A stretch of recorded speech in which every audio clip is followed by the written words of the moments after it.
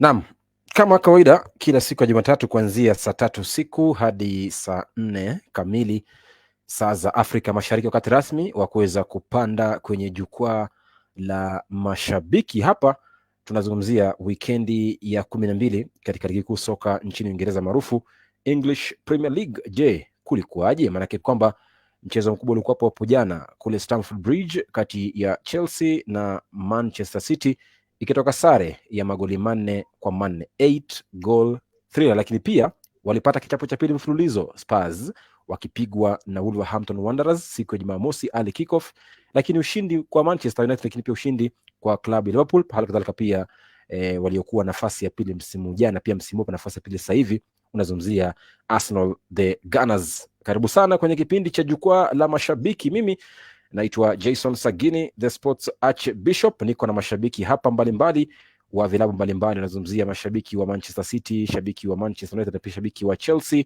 kuzungumzia mradi vilabu vyao katika wikendi ya 12. Karibuni sana nyote na jihisi kuwa nyumbani. Kabla ya kuangazia kikubwa cha kuanzia, maana tunataka kuzungumzia Manchester kupata ushindi dhidi ya klabu ya Luton, lakini pia tutazungumzia pia sare ya Chelsea na Man City. Pia tutazungumzia bila shaka yote gumzo kubwa la pili kati ya Spurs kupoteza mara ya pili mfululizo. Je, ndio mwanzo wa kuanguka? Je, ndio mwanzo wa kuendelea kushuka katika jedwali la EPL kwa Spurs baada ya kichapo cha Wolves?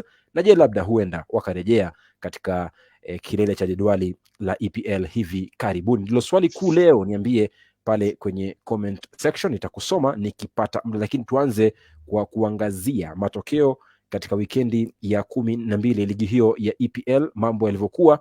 Na ni kwamba ukiangalia hapo ni kwamba walipata ushindi mkubwa klabu ya Liverpool 3-1 dhidi ya Brentford, pia wakipata ushindi Manchester, pia wakipata ushindi Arsenal, lakini walipoteza Spurs, wakati Chelsea na Manchester City ikiishia sare ya magoli 4-4. Karibuni sana Dennis Munyao, Peter, Kate kwa mara ya kwanza debut hii. Asante kwa kuwa nasi, na bila shaka pia shabiki wa Manchester City anaitwa Clement, lakini huwa anajiita Le Doctor, sijui daktari wa nini, lakini atuambia leo. Sasa tuweze kuanza hapo kwa kuzungumzia Manchester United. Mwenzangu Clement, Manchester got a win against Luton Town 1-0, courtesy of Victor Lindelof goal in the second half. Now, Manchester currently are being criticized for what they call a scrapping past Luton, and wanasema na kwamba sasa hivi Luton ndio level ya Manchester United. Je, do you agree with such criticisms that Manchester winning 1-0 against Luton is not such a big thing?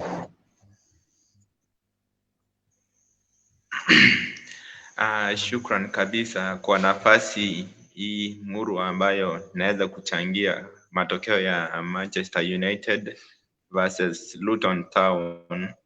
Na kwa maoni yangu ni kuwa msukosuko wa timu ya Manchester United ambayo yameshuhudiwa katika mechi kama 5 zimepita, ni kwamba naona ni kama wanajituma kuanzia defense, midfield nayo haipo, lakini striking pia imekufa. So kwangu la kwanza ni kuwa Man U bado haijaweza kuonyesha kiwango ambayo inatakikana, na kwa hivyo bado sioni kama kuna msukumo ambao unahitajika katika hiyo timu. So hata lile bao walilopata dhidi ya Luton Town, sioni kwamba kama Manchester United ni kama alikuwa wanadhania ingekuwa hivyo, ni kama walibahatikia na ikakuwa hivyo. So kwa viwango vya Manchester United dhidi ya Luton Town, sikubaliani kuwa hiyo ndio level ambayo Manchester United inafaa kucheza kwa muda huu. So ni kama imeweza kushuka viwango zao, na hivyo kuwa Erik ten Hag ni kama bado tactics zake ziko bado hazijaweza hazijaweza kuwa kama zinaingiana na players wake kabisa. So naona ni kama kiwango cha Manchester United bado kiko chini kabisa. All right. Clement, you can just mix English and Swahili. Don't stick to Swahili so much. If you're not good at it, you can just use English so that we can move faster, because you only have an hour in this show. So don't struggle with the Kiswahili sanifu when you cannot do it. Leave it to us. But unasema kwamba you don't believe that Luton Town are on the same level as Manchester. Kate, personally, I think that game against Luton Town, you should have won by 5-0. That's a game that you should show what you got. But you end up winning 1-0. And in fact, it was a struggling win, a 1-0. I think I should criticize you more. Why beat Luton Town 1-0? I think level yenu sasa hivi ni Luton Town na kina Everton na kina Sheffield United. Unasemaje?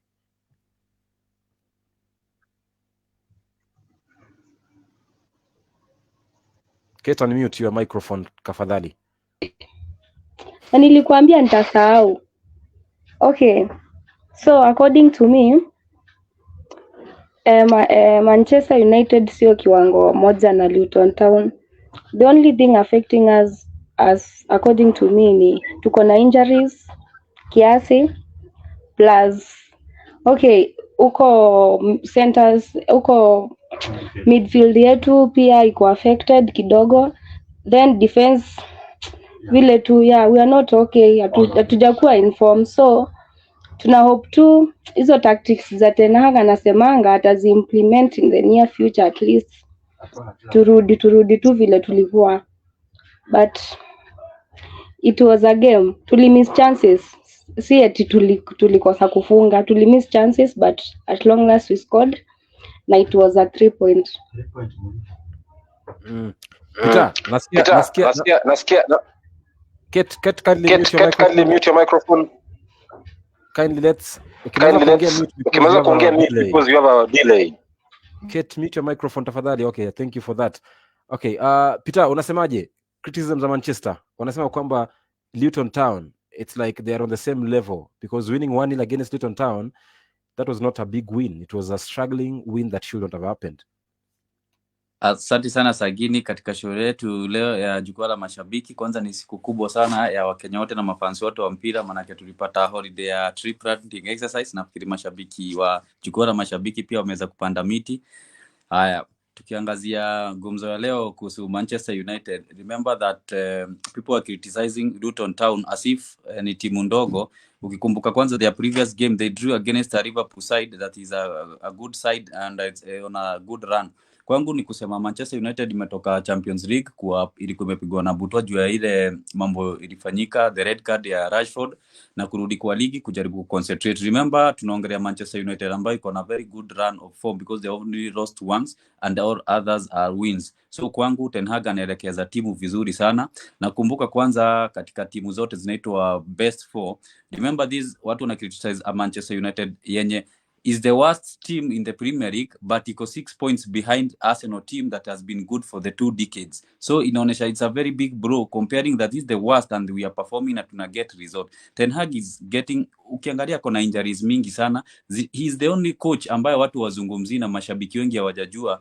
He is the only coach hajaweza kutengeneza first 11 in 3 consecutive rows. Manake unapata mchezaji anacheza game mbili, either ako na jeraha, mwingine ako na suspension, ana makeshift mingi sana. Hata hiyo timu kujaribu kujel inakuwa ni shida, lakini amejaribu kumbuka sasa hii with that win hata amesurpass our previous managers when wamekuja Manchester United on what is called a win rate. So unapoangalia kocha anaangalia makosa yake, anarekebisha kwa haraka na wachezaji wanajituma. Kitu kingine watu wanasahau, on the last 2 consecutive games, hizi game ya Copenhagen pale Champions League na hii game ya Luton kwanza tulipoteza chances mzuri sana. Ukiangalia Marcus Rashford alipata chance ya 1-on-1 na huyo ndio striker anategemewa. Hata wakati watu wanaangalia kocha alipoteza clear cut chance. Pia kuna Garnacho alipata chance pia pale ndani ya 18. Pia striker wetu tumeanza kucheza in the last 3 games, nimeangalia tumeanza kucheza direct football ambao tuna involve strikers to be involved. Tulikuwa na chance ya kwanza against Luton ambapo Højlund alimiss a clear chance kwa sababu hakupata timing nzuri, alimiss with the knee, ambao nilifurahia kwa sababu hiyo mpira ilikuwa imekuja as a cross. Give me my team a positive. Hizo ni vitu ambazo zilikuwa hazifanyiki sana kwa sababu the right wing na left hazichezi direct to the attacker ambaye ni striker. That's striker wetu amekuwa akistruggle.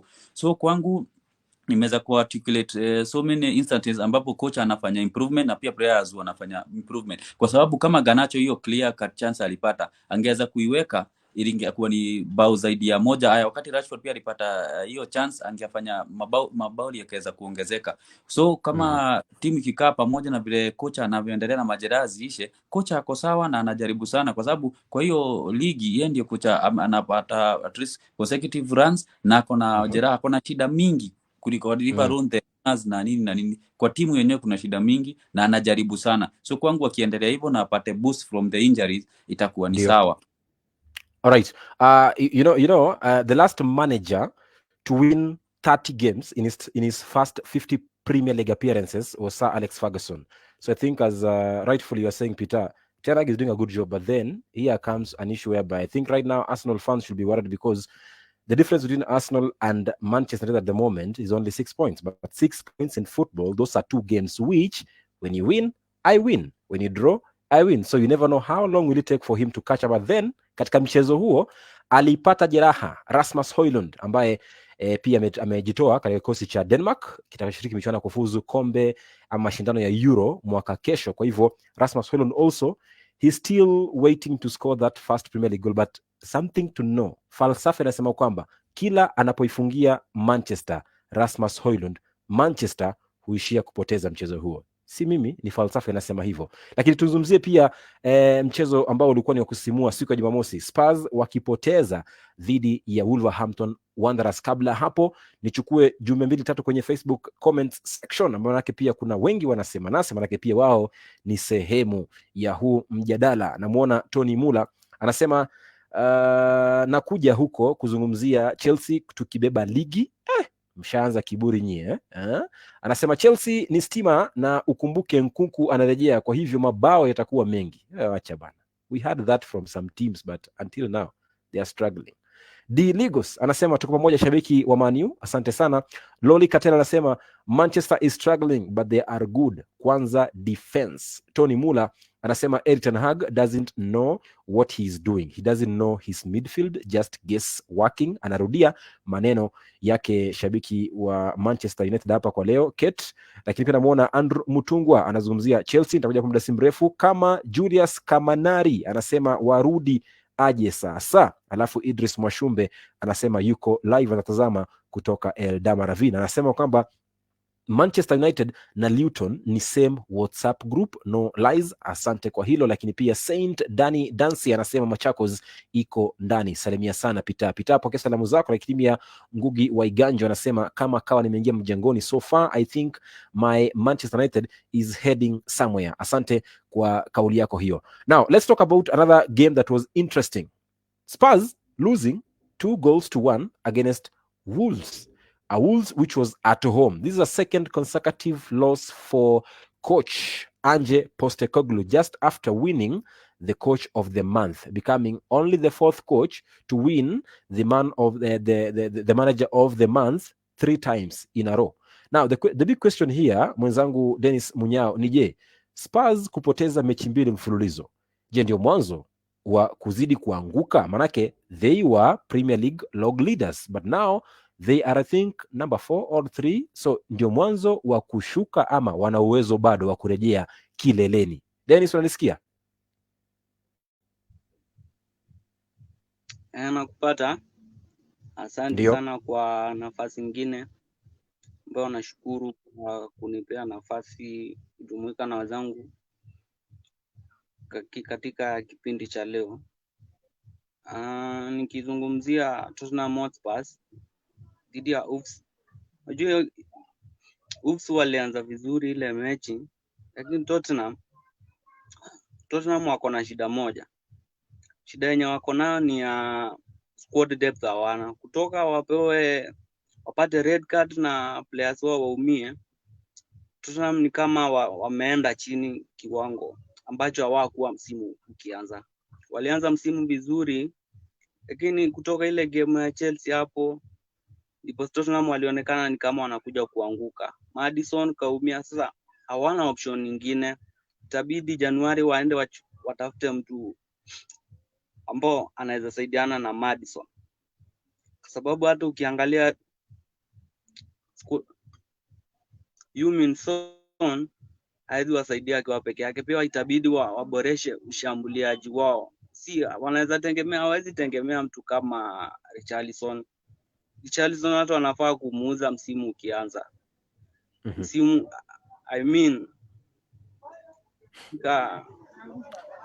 Yes, Munyao. Inakuja anafaa kumuuza. Kiwango cha Richarlison anakupata. Ndio. Tottenham wanipata. Alright, safi. Nimekupata Munyao.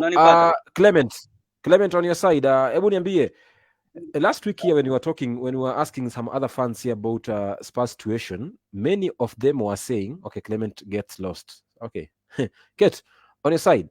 Spurs, is it the beginning of falling from the tree or they can still come back on top? Unmute. Auto. Kawaida yangu. Hiyo injury moja inawa affect sana ya Maddison. So maybe wanaweza fanya kama Arsenal last season. Arsenal walianza kuteremka tu hivyo na that's how they lost it.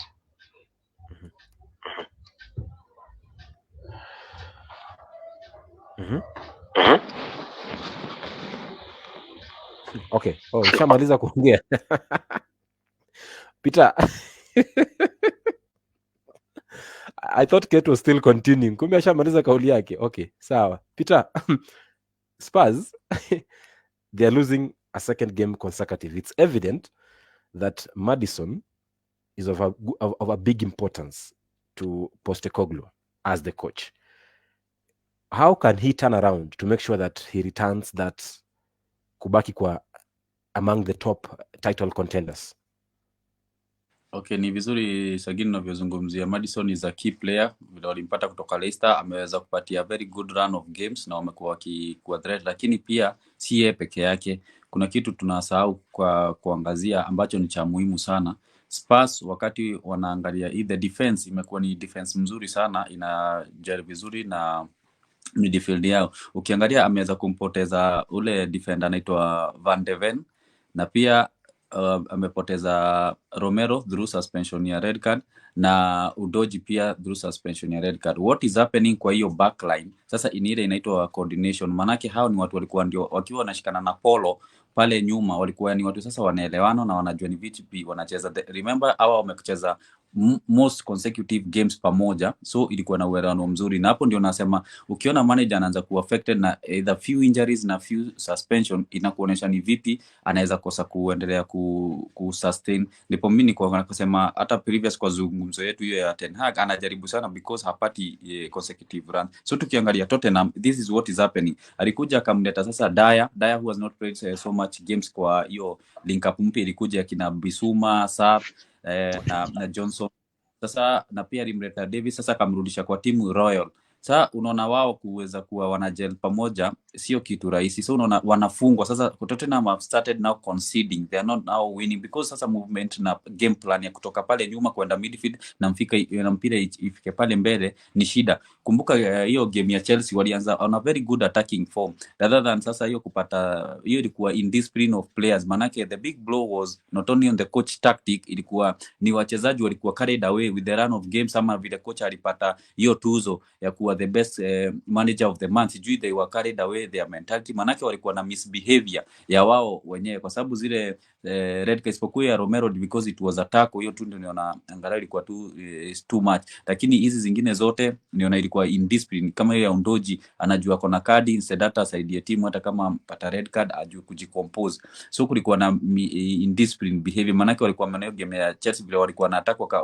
lose the clear cut chances za kwanza after kufunga bao, waliona ni kama sasa ile game mechi wameishinda. So kwangu kocha anapata what is called a big bro, and the game plan yake sasa imeharibika, manake sasa he has to build from the back. Kabla ngoja hiyo Paris charudi Richarlison, remember they have been having a very goalkeeper wao ule wa kwanza kuwa hayuko pia, lakini mwenye hayuko kwa Vikari ameweza kushikilia pale vizuri na vyema, kwa sababu ameweza kufanya team coordination. Manake the attacking okay, hiyo Kuruveski, San na Johnson wao wanaeleana, lakini sasa hiyo build up from the back ikienda midfield imeanza kupotea. Ukiangalia sasa hizo ni mechi mbili, 2 consecutive matches against Wolves, sasa waliweza kucharazwa bao mbili, hawakuweza kupata data jibu hata kupata draw or something. So inakuonesha kocha ata struggle kidogo, manake these are just few suspension na few injuries. Sasa na akiendelea kupata hivyo na ndio zinaendelea, ni kuonesha na anaweza struggle sana. Kwa kumbuka sasa hii kwa Premier League sasa ndio what we call the table is starting to take the shape. So unaona kwake naye anaanza ku decline,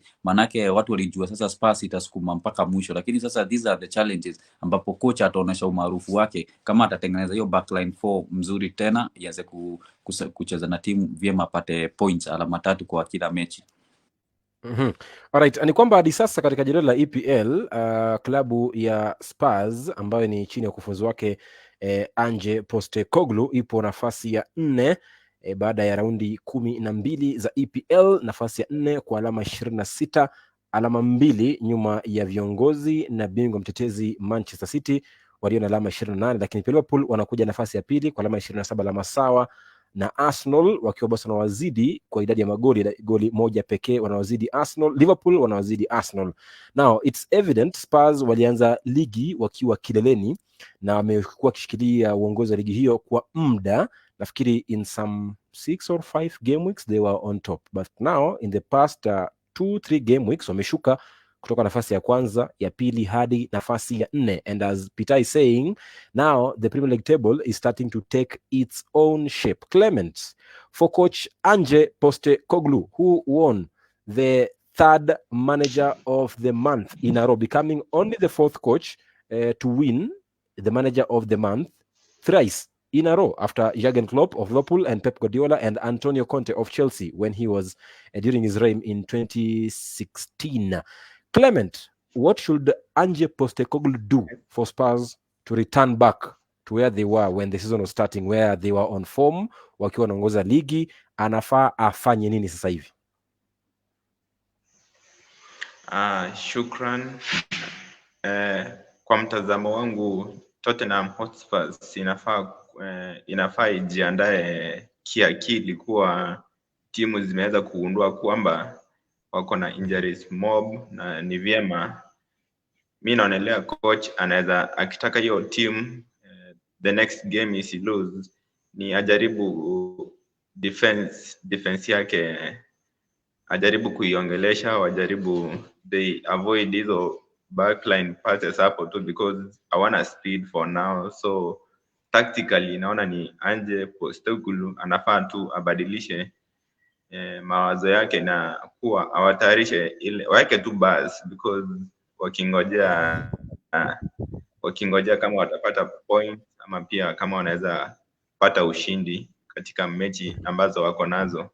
So kwa mtazamo wangu ni kuwa Ange Postecoglou anafaa abadilishe tu tactics, na ni kwamba defense kwanza awatayarishe tu kiakili, wakae ready kuwa timu ishawasoma na ni vyema wabadilishe mtindo wao wa kucheza kabisa. Alright. Kate, ukimsikia anapozungumza Clement anasema kwamba anafaa awaambie mabeki wake kwamba muweke basi bana, hii ligi sasa hivi kila mtu anaweza kutusoma, kwa hivyo wekeni basi na mapema. So Kate, do you think Spurs can get back on top or they'll continue going down, and why? Unmute.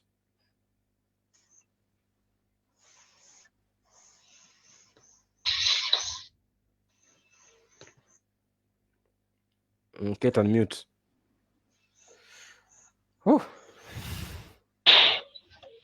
Okay, nime-unmute. Tuambie basi.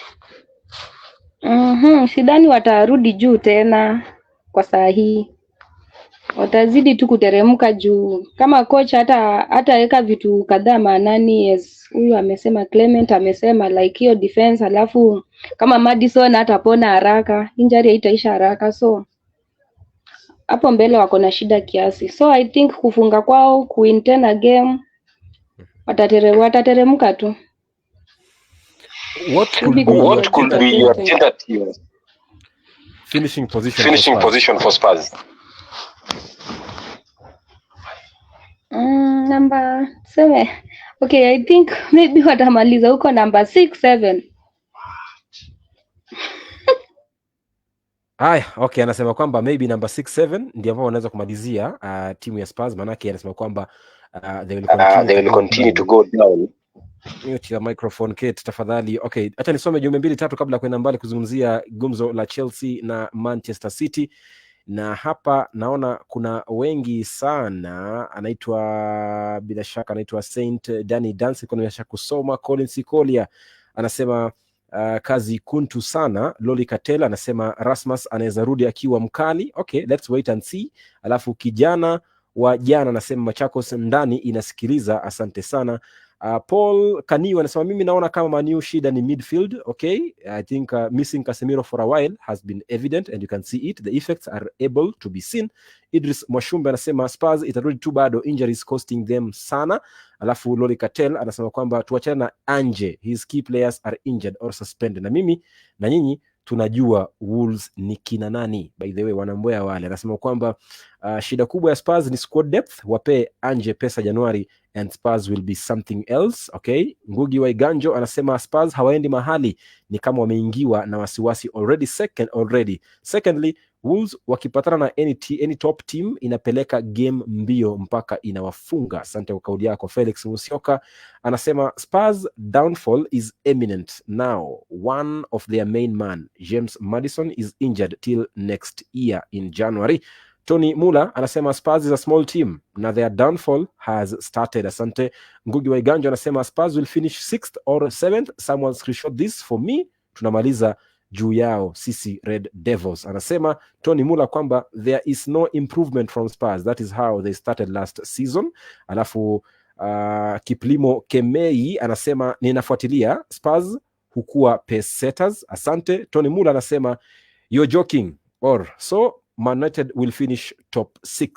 Asante kwa kauli zenu zote, wote mnaochangia mjadala huu wa jukwaa la mashabiki kwenye comment section. Now, we are exactly 30 minutes after we started our show. We are remaining with another 30 minutes to talk specifically about Chelsea and Manchester City. Now here, I require your full attention. I require mfunguke nyinyi wote. Manake there are so many questions to ask here about certain players, Raheem Sterling, Cole Palmer, Jeremy Doku, mtu kama vile Nicholas Jackson, Thiago Silva, Manchester City's title defense aim, Chelsea je wameamka, je were they passing a statement? So I need an in-depth analysis here for you as a viewer and you as a commenter and you, my pundits. So now, yesterday Chelsea iliweza kuialika klabu ya Manchester City nyumbani kwao Stamford Bridge, na katika mchezo huo kiukweli kabisa I can confess Munyao, you as a Chelsea fan, mimi kabla mchezo huo I didn't see Chelsea scoring such goals against Man City. What I saw or what I could tell before the game, I could see Man City winning by a bigger margin like 4-1, 3-0 or 2-0, but never did I at any point think that Chelsea could give Man City a good run for their money in that game. But surprisingly, it ended 4-4, courtesy of a Thiago Silva goal, Sterling, Jackson, and Cole Palmer penalty in the dying minutes of the game. But Haaland alifunga brace, lakini pia alifunga Kanji, na kiungo kati Rodri alifunga tobe la kombora. Now, nianze kwa Dennis Munyao. Chelsea, nyinyi kama mashabiki wa Chelsea, jana usiku, were you passing a statement, and what statement were you passing, you guys, to the Premier League table and other clubs?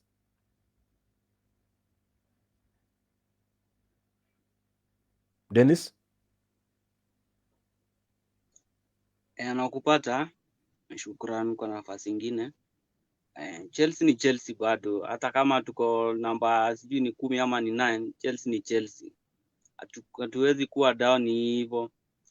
Kuamka kwetu tuliamka na Spurs, na hata game ya Arsenal mliona haukuwa na expect hiyo game ikuwe tu penye tu. Hii game ya Man City wengi hawakuwa wana expect hii game inawezaisha hiyo 4-4. Chelsea after kupiga kuenda draw na Arsenal, nikakuja ikapiga Tottenham Hotspur. Ilikuwa imeshaweka hiyo statement kwa wameamka. Hii game ya Man City haikuwa ati ndo tunakuja kuonyesha ati tumeamka, hapana. Tulikuwa tumeshaonyesha tunaweza tuko kiwango cha juu na ile game ya Arsenal na Tottenham. Hata si wengi hizo fixtures zilipotoka kuanza ile game ya Arsenal Brentford, wengi walikuwa wanasema Chelsea itamalizwa na hizo game zote, lakini wameonyesha Chelsea ni Chelsea bado. Hatujaanguka, tumesimama na bado tunaweza tetea hii ligi. Si ati tunaweza sema ati tuko down vile ati hatuwezi pigania ligi. Bado hatujafika second leg, bado tuko first leg. Na hata game next timu yenye tunacheza nao pia kuna kitu wanafaa kuwa wamejipanga. Tapita 5. Za Tottenham zilikuwa 4, za Man City 4, hizo itaenda 5. Shukran. So in short, Dennis, unasema kwamba the statement that you were passing yesterday when you drew 4-4 against Man City was a title winning statement, right? Ilianza kitambo Okay, so in short, Chelsea are going to win the league this season. Okay, let me try and internalize this and just try to understand. Chelsea are going to win the league this season. Okay, sawa. Nimeipata. Clement, Chelsea kucheza jana City na kutoka magoli 4-4. First of all, did you expect it? And what do you make of Chelsea performance yesterday?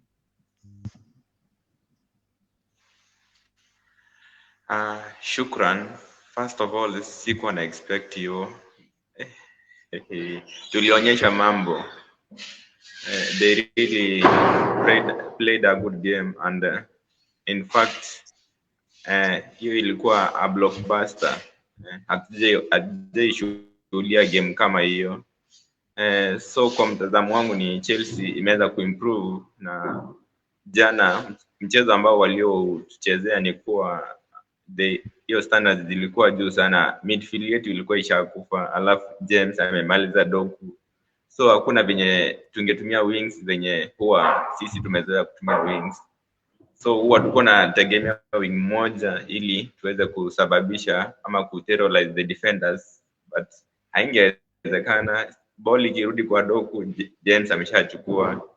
And all in all, mabao ya Chelsea yalikuwa sawa, na mimi Chelsea jana walionyesha mchezo poa, na nadhania tangu ule mchezo wacheze na Arsenal waliweza kuonyesha kiwango ya juu, na sasa hivi nadhania timu ambazo wanazoenda kucheza nazo pia huwa zinafaa zijipange mapema juu washaanza kuonyesha kuwa pia after injuries pia wao hiyo timu inaweza gel na pia inaweza piga timu zingine vilivyo.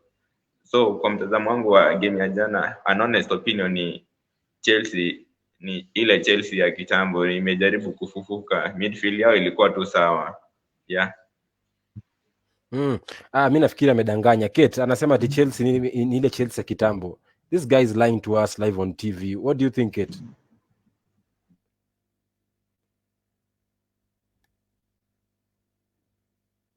Kate anasinzia. Peter?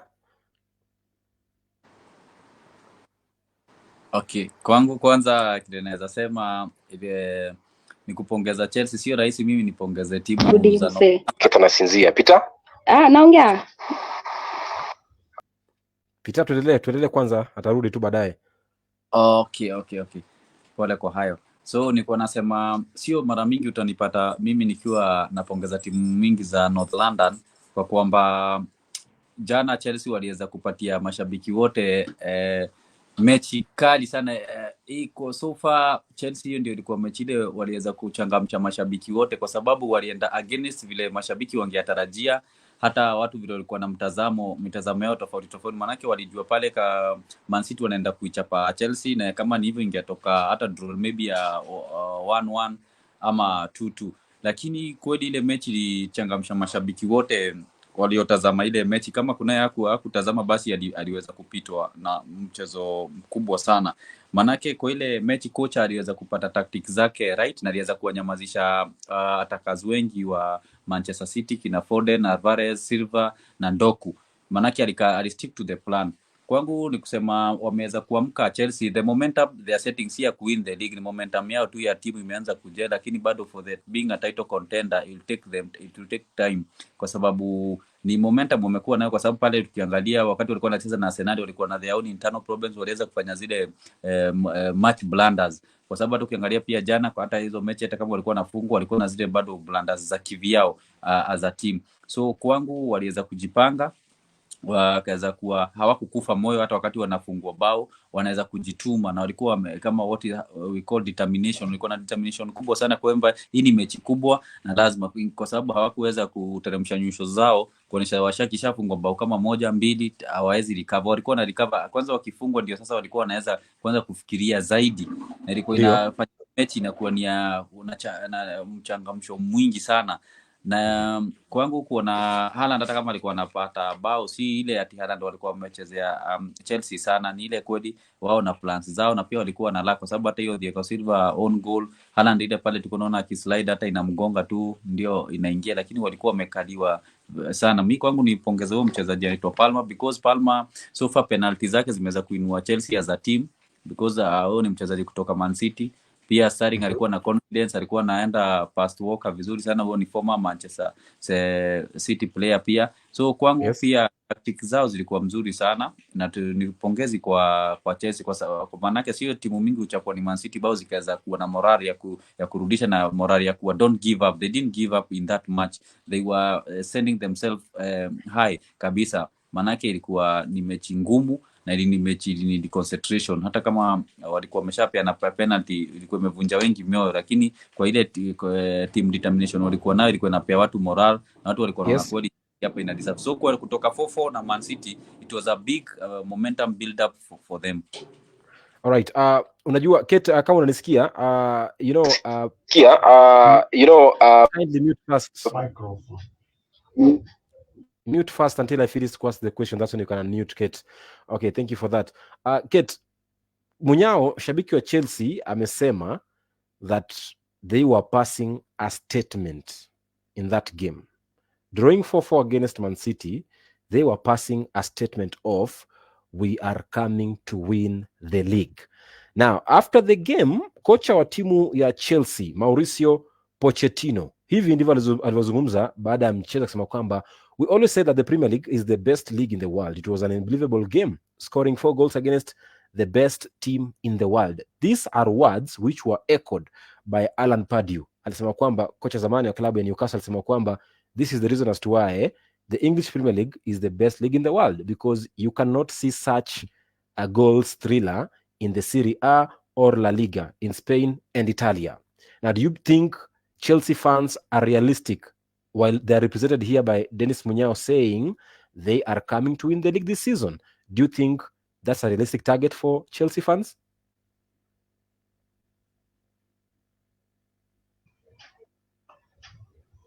Okay, Chelsea, okay, it's not realistic ati wakuje kushinda the league this season, because kitu ya kwanza wanajituma tu kwa timu kubwa tu ndio wanatia bidii, wanaweka pressure kwa game, wanawa confuse huko ndani, wanawafunga.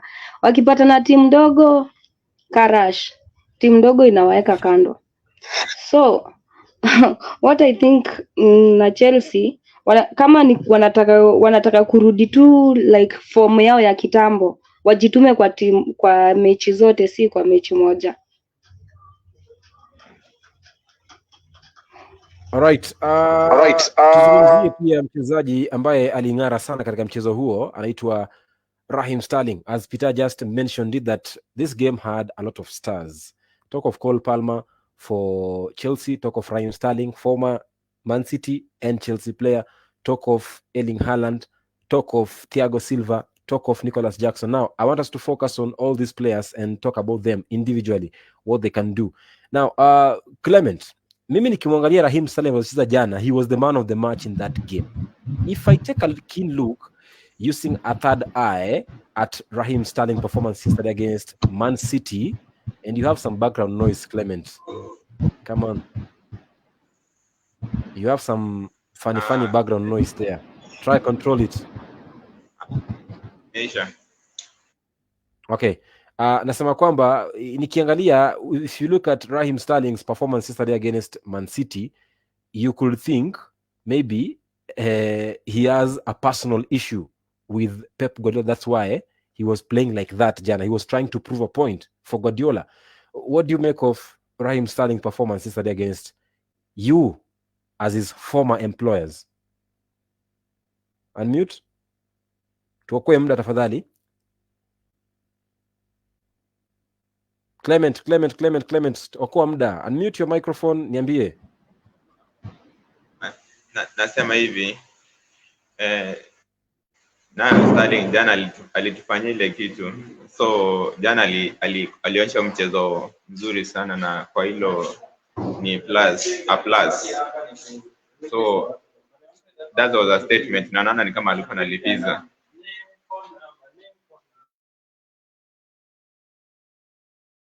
Okay, Clement has just a short answer. I didn't expect that from you because I wanted to get exactly what you're saying. Clement, I think you're not even focusing on this show. You are busy there talking with your friends on the background. Baba, si uconcentrate kwa kipindi ndugu yangu. Okay. Peter, Raheem Sterling, unasemaje kumhusu? Maana mimi utafikiri kwamba alikuwa analipiza kisasi dhidi ya kocha Guardiola jana. Maana alivyocheza jana, utafikiri kwamba alikuwa ameibiwa mtu ama alikuwa ameibiwa mke na Guardiola. Ndiye akaamua amuonyeshe kwamba ana uwezo wa kufanya makubwa. Kwa kweli Sterling alikuwa ameanza kupick games sio hii peke yake, nimetazama kwa sababu sasa walianza kumchezesha ile wing yeye anapenda ambayo ni upande wa kushoto, na Sterling ameanza kuwa anadeliver sana from that side kwa sababu anapenda hiyo. Kwangu ni kusema pale kama Sterling na wenzake, kuna wachezaji wengi tunafaa kuangalia pale walijitokeza jana. Sterling kwanza alikuwa na confidence because he was facing his former team. Palma pia alikuwa na confidence, lakini pia kuna mchezaji alijeza kujitokeza pia anaitwa Garaga, ambao wachezaji wengi wa Chelsea walikuwa nasema hata auzwe, hana manufaa.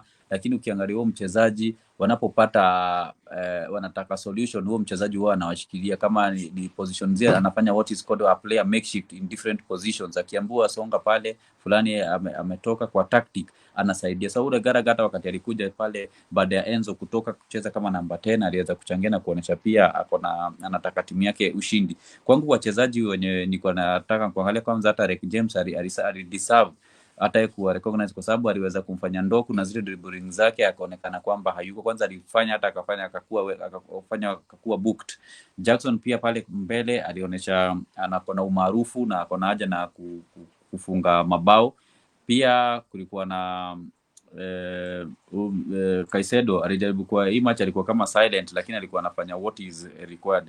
So kwangu pia Palma nampongeza sana kwa hizo penalties zake, kwa sababu hizo chance bila anazichukua hiyo kama role, hapotezi zile penalty na zinakuwa zina change mechi zao mingi za Chelsea. So kwangu alitoka Man City na akakuja kwa bonus. Sterling alifanya vizuri, Gallagher, James, and pia Enzo kabla kuwa substituted pia alikuwa amefanya kazi yake. Maana hata wakati alikuwa anatoka watu walikuwa na shaka kidogo ni tactic gani kocha anafanya, kwa sababu aliweza kumtoa Enzo na kumleta Mudryk ambaye pia alijaribu na Malo Gusto ambaye ni defender. Gusto pia kuna mali alipata chance muro kabisa, sijui ni kama alifurahia kabla hajafunga ile bao, kwa sababu ilikuwa a clear cut chance na ilikuwa kwa mguu yake ya kushoto. So kila mtu alingoja hiyo ikuwe bao, lakini ndivyo match ilikuwa. Na kweli kwa English Premier League nothing is predictable, it's nothing, and any match azikui ati hivyo ni rahisi. Ingekuwa ni rahisi sasa Man City ungekuwa wanaonekana wanaenda na ligi. Lakini ukiangalia pia timu mingi kwanza ambayo hata wewe una support kama Brighton imerudi chini. Ukiangalia Newcastle pia wamerudi chini. So sasa ndio ligi inachukua shape ile yake, manake watu wengi walitarajia Brighton, Spurs, Newcastle kuwa wale sasa wako top 4. Ukiangalia hizo timu mbili nataja Brighton, Newcastle, sasa wako katika number 7, 8. Ndio Wako pale vile ile mioto walianza, na angalau Spurs wamebaki namba 4 na wameacha tu na alama 2. Hao wanaweza rudi, wanaweza ngangana. Lakini hao walianza na moto sagini, hata unaona hiyo jazi umevaa hiyo timu sijui nini inaifanyikia, kwa sababu sasa inaanza kupata draw, inaanza kupata losses. Ndivyo hivyo hali ya English Premier League. I think as you said, the league is starting to take its own shape, so maybe that's why. Also Brighton imeshuka and I think it's happening. Injuries kidogo ina affect timu nyingi kwa sasa hivi. Ukiangalia Chelsea, Manchester United, angalia Spurs, kidogo injuries zimeanza kusumbua timu hizi. Kwa hivyo nafikiri kwamba ni ile hali ama ule msimu wa majeraha kuweza kuyumbisha vilabu kadhaa katika ligi kuu za soka kule Ulaya. Lakini kwa pia surprisingly after that game yesterday for Cole Palmer, former City and then moved to Chelsea this season as a attacking midfielder. After that game against Chelsea yesterday, in a good form for Chelsea since switching from City to Chelsea, he has been called up to the England national team for the Euro qualifiers against Macedonia and ilikuwa ni timu gani North Macedonia, nafikiri ni Kazakhstan kama sijakosea, katika michuano ya kufuzu Euro. Kwa hivyo Cole Palmer earns his first England call-up by coach Gareth Southgate for the England national team after impressing for Chelsea yesterday and other games in the past. But then also kiangalia Nicholas Jackson also had a good game, so this also a striker that to check because alikuwa ameanza msimu kama alivyoanza Rasmus Højlund, lakini kwamba kwa sasa hivi yeye ameanza kufunga mabao, amefunga nafikiri magoli 5, ana hat-trick moja na alifunga jana katika mchezo dhidi ya klabu ya City. Lakini pia Thiago Silva also became only the 4th player aged 39 after Ryan Giggs, who was the last player to score aged 39 in the Premier League. Thiago Silva ambaye kidogo kwamba baada ya msimu huu kifika kikomo Juni mwaka ujao atarejea Brazil klabuni Fluminense alipoanzia mchezo wake ama taaluma yake ya soka kule Brazil. Lakini pia ni kwamba sasa hivi since 2021 when last Chelsea beat Man City 1-0 up until now 2 years Chelsea Man City still remain unbeaten against Chelsea. But then Liverpool also had a win, and we should also take note that Liverpool are back in the top 2. So Man City are number 1, Liverpool are number 2. So that means we could also see potentially Man City and Liverpool, the rest we saw in 2021 and 2020 when wakipelekana kutoka mwanzo wa msimu hadi mwisho wa msimu. So it could be the start of that fierce fiasco rival between Man City and Liverpool in the race for the title this season. Nisome jumbe kabla ya kuangazia, je, Man City wana uwezo wa kutetea taji lao msimu huu baada ya mchezo wa jana kati ya Chelsea na Manchester City? Hapa kwenye comment section namuona Tony Muller anasema Southgate has some personal reasons which are not footballing for not calling Sterling. Okay. Alafu Ngugi wa Iganja anasema Chelsea played a very nice game. If they played the same game to other teams, wanaweza cheza Europa next season. Shida ni consistency itawasumbua.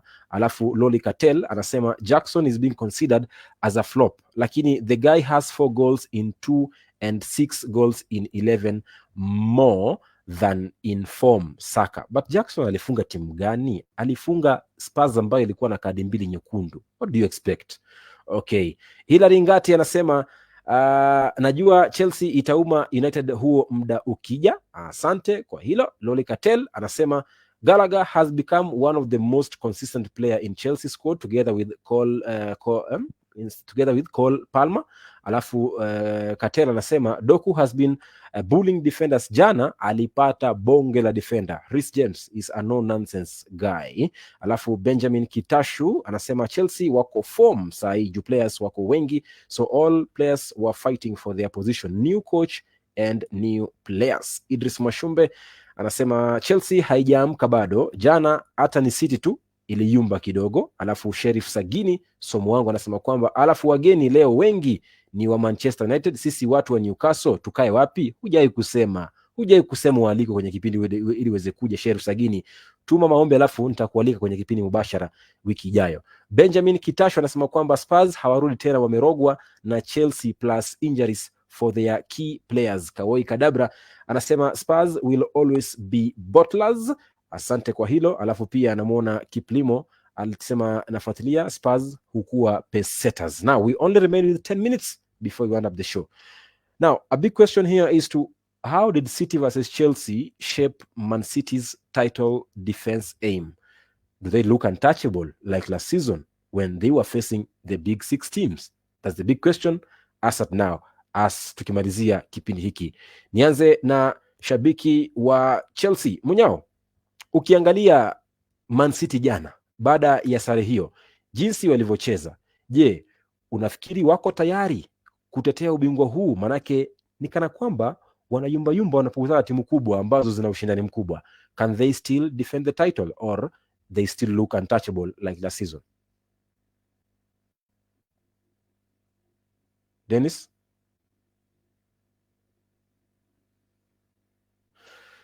Dennis anipati. Kate, kama unanipata? Kate, kama umenipata swali langu unaweza kunijibu.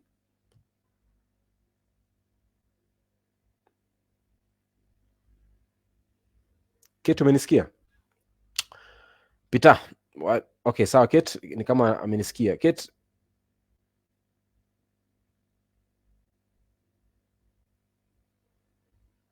Peter, niambie baba. Leo kidogo mvua inafanya watu wanasinzia kwenye kipindi bwana. Wamechoka kutoka kwenye shule kupanda miti Peter. Man City wako ready. Peter. Okay, sawa Kate, ni kama amenisikia. Kate. Man City okay, naweza sema wako ready cause unapata wao wako na maplayers wengi. Niambie baba.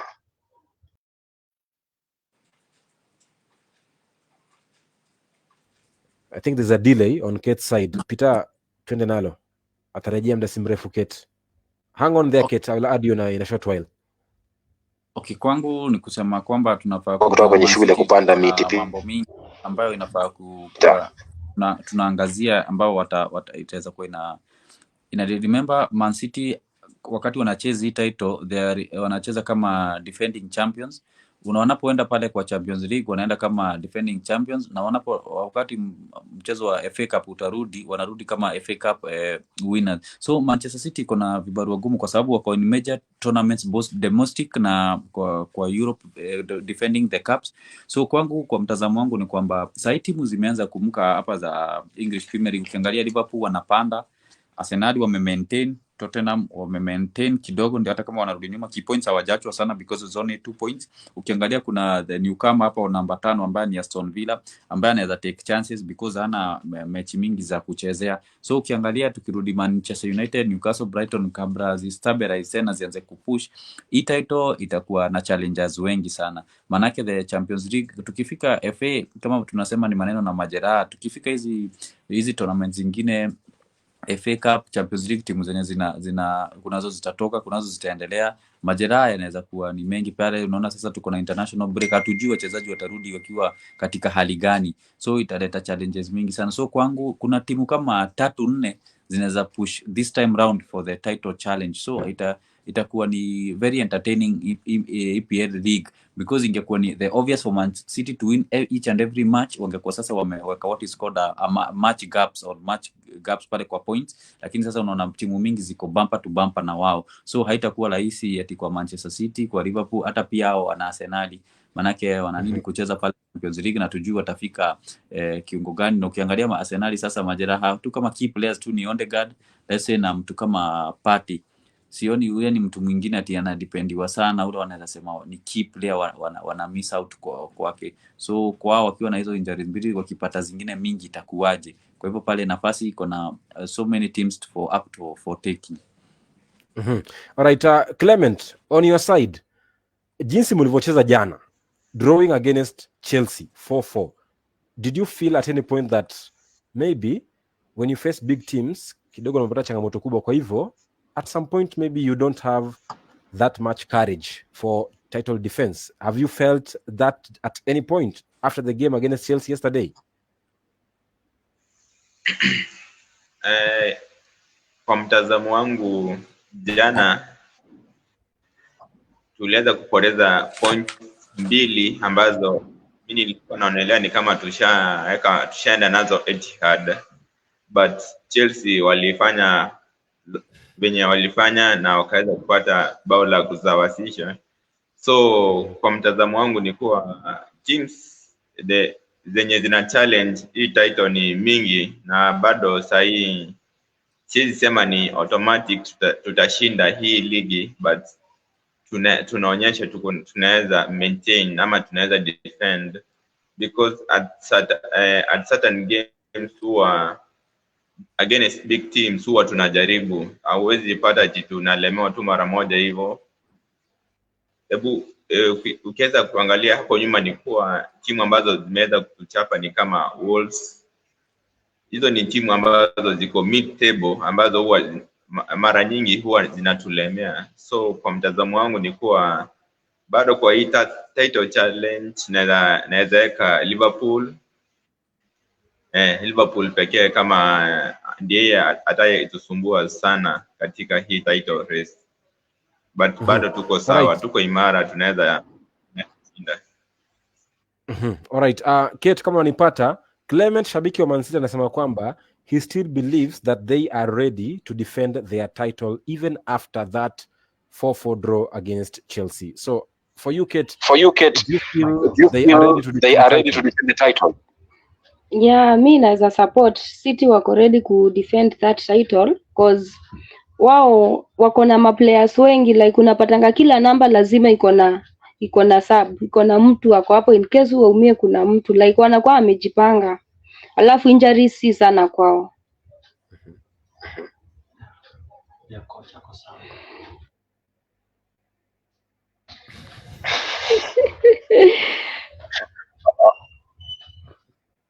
Alright, msalimio ndugu ambaye anakupa mwa Kenya hapo kando, mwambie tumepokea sauti yake kwa njia iliyo safi kabisa, kwa hivyo mwambie anafanya kazi nzuri. Mpe salamu zetu hiyo ndugu ambaye yuko hapo kando yako. Munyao, shabiki wa Chelsea, umemsikia anavyosema Clement na Kate hapa kwamba Man City they can still defend their title this season even after that 4-4 draw against Chelsea yesterday. So wewe ukiangalia alivyocheza Chelsea jana na alivyocheza Man City jana, do you think kuna mahali watasumbuliwa na hizi timu kubwa? Manake hawajacheza, manake mechi inayokuja ambao wanacheza Man City weekend ijayo baada ya pumziko la kimataifa, they will be playing against Liverpool in an early kickoff on Saturday and they're at home at the Etihad. So Munyao, Man City, do you think they can still defend the title even after what they showed yesterday against Chelsea? Dennis, tunamalizia bana kipindi. Unanipata? Nakupata. Haya, malizia basi dakika moja, alafu ni sauti yangu ama ni yako? Sauti yako sikupati. Ni mtandao wako ndio unakufeli.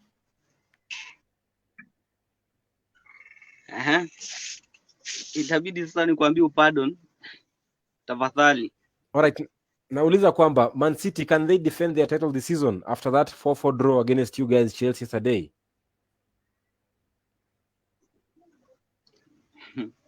Hii ligi shabiki wa Arsenal, Tottenham, Chelsea hakuna kitu anajua anaweza fanya. Hii ligi bado ni ya Man City. Wamejipanga kuongeza Vardiol 100 million, kuongeza Doku, kuongeza Matthias Nunes 60 million. Hiyo ni kuongeza moto katika makao ambayo walikuwa nayo. So sioni mtu wa kuwapinga kuchukua hii ligi tena. Okay. Funny thing, Peter, Munyao is a Chelsea fan. Tulipomuuliza kuhusu Chelsea if they were passing a statement, alisema they are coming to win the league. Now he's saying hii ligi ni ya Man City. Okay, where do you stand Munyao? I don't get you. But Peter, tukimalizia kauli yako ya mwisho, Chelsea, Man City in that game, did that game define their inability of not defending the title for Man City? Okay, yeah, for Man City, I expected them to be drawing here and there. Nilitarajia at least game siko najua Chelsea wanaweza cheza vyema hivyo, niko najua hata kama ni kushinda labda defend hivi, lakini si more of a attacking approach na kujituma. So kwangu Man City najua wataendelea draw hapa na pale. So sio kama vya Munyao anajichanganya, manake sasa anasema Chelsea watawin, then hapa anakuja anasema ni Man City. So yeye anafaa tu kukubali timu yake na build momentum nayo tu ni ya kushinda, ni ya kujaribu kuwa kwa nafasi bora either ya kucheza Champions League ama waingie nafasi bora ya kucheza Europa next season. Si about title contender, manake yeye mwenyewe kama fan asha give up anasema title ni ya Man City. Sisi Manchester United already tuko na hope because we don't die easy. Sisi tunakubaliwa the Red Devils, sisi tunajua hata title tukipata nafasi tutapita nayo, lakini inaonekana mwenyewe ana self confidence kwa timu yake, manake kama anapata boost kama ya draw jana na anakufa moyo anasema ni ya Man City, ni kuonesha yeye kama Shabiki bado he is in doubt of his team. Watu wa Arsenal pia pale tunajua kuna expectation, lakini wao tunajua pia ni among the best bottlers, wasijilinganishe na Tottenham kusema Tottenham can bottle it out. Arsenal have been wao ndio pesetas wazuri ni hao Arsenal, kwa sababu kila saa ndio tunajua kungekuwa na hiyo kikombe ya bottling it up, wao ndio wangepewa kabisa. So kwangu mimi ni kusema Man City najua wata drop points. Sisi watu kama wa Manchester United ni take the game as it comes, win just kwa alama 3 mali unaweza zichukua hata kama ni with a narrow lead, but kwangu nafurahia timu inapata ile inaitwa gelling, na tukimpata majeraha zitapata zikiisha, tutakuwa na boost kubwa. So kwangu sitaki kuwa na wasiwasi kama huo Chelsea au fan wa Chelsea ama vile Arsenal wanatarajia. Wao hakuna kitu, wana set standards below par. So kwetu sisi tutaachia Man City whenever they drop, ni advantage kwetu, kwa sababu hata mashabiki wa Liverpool wanajua sasa hii ni kama indication ya signal. Sasa ni kupelekana, ule anabaki nyuma anapitwa, kwa sababu any another draw for City and a win for Liverpool inamaanisha Liverpool wako juu. Okay. Arsenal nao pia wakislip kidogo, Tottenham iko nyuma yao. Tottenham wakislip kidogo, Aston Villa na Man United wako nyuma yao. So unaona sasa ndio mwelekeo sasa, hapa ndio pale sasa ni kama ile inaitangwa final lap, kama vile tunaonanga kina Obiri wakifanya, unapelekana na watu bumper to bumper, ukitime ni ile yako sasa unatokelezea, ukishatokelezea ni kwenda nayo. Tatizo kubwa pitani kwamba unasema kwamba if Arsenal and Aston Villa and Liverpool drop points that Manchester United will come up. Tatizo kubwa ni je, mtafungiwa na nani? Maanake Thiago Silva ako na bao nyingi kuliko frontline yenu yote, unaona? Kwa hivyo tatizo ni kuwa mtafungiwa na nani ili mkuje juu ya Spurs na Aston Villa. Lakini sitakuruhusu ujibu, manake ole wako haja kusikia shabiki wa Arsenal Mwasi Junior ukisema kwamba if kama kungekuwa na kikombe cha Bottlers trophy wangeshinda Arsenal. Ole wako haja kusikia shabiki wa Arsenal Mwasi Junior na Hilary Ngati. Make sure umesikia wote. Nitawapa taarifa, lakini hapa kwenye comment section Idris Mwashumbe anasema kwamba City will defend this title still. Hiyo game ya Chelsea si enough to judge, though walikaa kuhangaika kidogo, but hivyo ndio ligi hukua. Anasema De Bruyne akirudi City will be more untouchable. Alafu Aisha Swab anasema nimechelewa, lakini anasema kwamba nitarewatch baadaye. Okay, sawa. Tukienda offline, you will still watch the full show because it will still remain here. Kufikia hapo niseme asante kwa kufanikisha makala haya. Lakini anasema kwamba nitarewatch. Asante Kiket. I think hiyo eko yako kidogo yatatiza, lakini niseme asante kwa kuwa nasi leo kwenye kipindi cha jukwaa la mashabiki. Mashabiki hao wote, Clement shabiki wa Man City, Munyao shabiki wa Chelsea, Peter shabiki wa Manchester United, pia shabiki wa Manchester United, binti mrembo Kate, kwa kupamba kipindi hiki na kurembesha matangazo haya siku ya leo. Pia niseme asante kwa mwelekezi wa kipindi hiki Dennis Njoroge kwa kufanikisha makala haya kwa njia moja au nyingine. Imekuwa ni bomba na imekuwa ni tamu tena sana, kama ilivyo ada. Michezo ni yetu na spoti ni sisi. Usikose kutufuatilia kwenye mtandao wetu wa YouTube, channel ya kwangu ambayo ni Jason Sagini the Sports Archbishop. Nenda pale subscribe, alafu bonyeza alama ya kengele ili uweze kuwa kwanza kupokea taarifa kemkem. Kesho kuanzia saa 3 usiku hadi saa 4 ni kipindi cha kuangazia soka la Kenya, gumzo la FKFPL kuanzia saa 3 usiku hadi saa 4.